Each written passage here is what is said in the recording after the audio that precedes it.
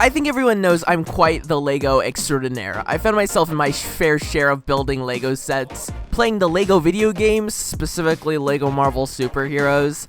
Nothing is better than jumping off the plane and examining each character's superpowers for hours with your brothers, and watching Lego videos. Look at this guy! How do you even build that? This is so cool! But there's also the biggest part of Lego, the Lego movies. 4 elegant, graceful, aesthetic 1 hour of perfect bricks in film form.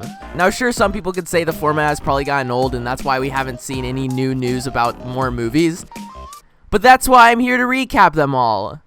What? Starting off, we got the first ever Lego movie, a movie everyone assumed was gonna be a big bad commercial promoting the expensive bricks, but it is now an animated classic. This movie made me a Lego addict. I had more than 5 Lego movie posters. I built crazy Lego spaceships. This movie was so successful, they signed a deal to make more. They did all this just for me to talk about it in my YouTube video.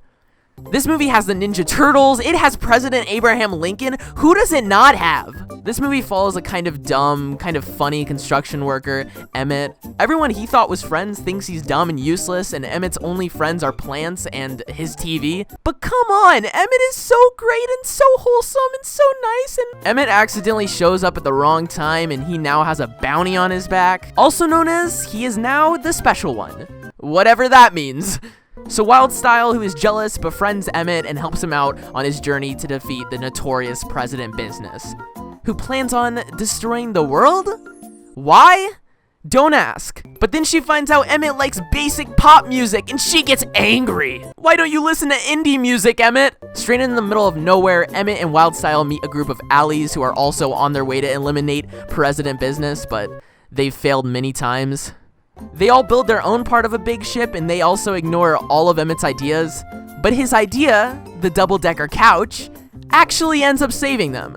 Does the double-decker couch exist? I want one. This says a lot about society. They come up with a genius plan to steal the Craggle and save the world, in which they also fail. They all get stuck in this weird jail. It looks kind of cozy though. Is that just me? And you're gonna have to watch the movie to understand the rest, but Emmett gives a heartwarming speech to President Business, basically a metaphor for what this kid wants to say to his dad, and that's how the world is saved. By one construction man and his kindness. This movie is the definition of nostalgic. It is so good, it is so awesome, it keeps that sense of childhood wonder, but also isn't a cash grab. I mean, it might be a cash grab, but not in my heart. Lego Batman is honestly one of my favorite animated movies. Each scene is so well done, it's hilarious, it doesn't waste any time. This movie has the best Joker. Lego Joker is superior. This movie follows a lonely Batman as he denies to accept that he misses having a family and being a part of something. And Alfred feels bad that Batman feels bad. So, he helps him. I mean, granted, Alfred does kind of just like turn off the electricity, but if it gets the job done. While at a party, Bruce Wayne accidentally adopts a child because he's distracted by a beautiful woman. I guess it's that easy. If a kid asks, hey, can you adopt me? If you say yes, this kid is now free to run around in your mansion. Batman is like, get him out of here! And then he realizes he can use this kid for his personal gain. What a great guy. And then Robin steals like a weapon from Superman in like 10 seconds. Batman sees that Superman is holding a party without him, and he gets really sad.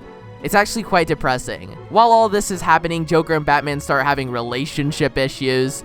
Joker really wants Batman to hate him and acknowledge that he is nothing without him, but Batman refuses to think that. So, to prove this, he sends Joker to the Phantom Zone, which is just basically a jail for pop culture villains.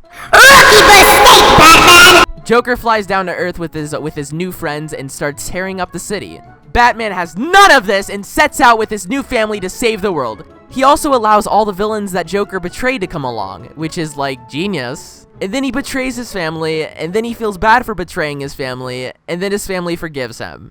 Boom! Batman has a family, and Joker and Batman get married. The Lego Ninjago movie is probably the most ambitious Lego movie, with its crazy fight scenes where apparently Garmadon survives a missile being launched at him, because it's a kid's movie, I guess, but how is that possible? This movie follows Lord Garmadon's son, Lloyd Garmadon, the blonde one.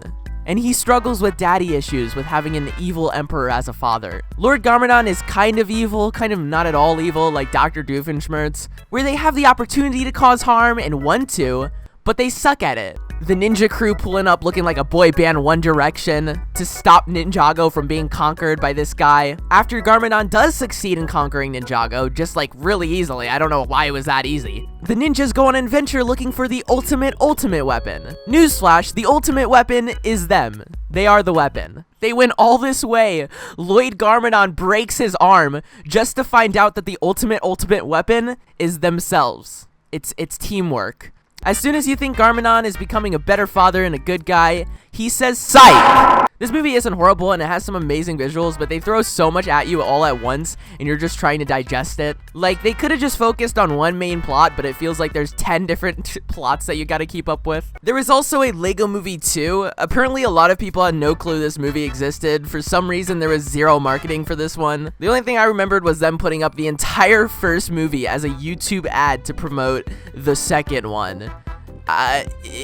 Why? This movie is kind of forgettable. We start off with Emmett and Wildstyle in a wasteland, and through these tough days, Emmett still managed to stay positive. He still orders coffee. Wildstyle and the gang gets kidnapped by the Duplo invaders, which I don't know what those are. Are they like some Lego competitor? I don't know what they are. And then this movie turns into a musical. There's an entire song about how catchy the song is. Make it stop! I kid you not, every kid in that movie theater walked out singing that song. It worked. Batman has a love interest with whatever this is. Emmett is going through galaxies with the ultimate Chad version of himself, also known as Chris Pratt Jurassic World version. This guy teaches Emmett all the cool ways, like, I don't know, what's something cool? Drinking Red Bull? Monster Energy drink? Emmett then becomes also a Chad. And to be honest, I forget the rest of this movie. They cry for a little while, everything is not awesome, somebody steps on a Lego, that's a real scene. They should have added like somebody trying to take apart 2 Lego pieces. You know how hard that is to do? I broke a fingernail trying to do that before.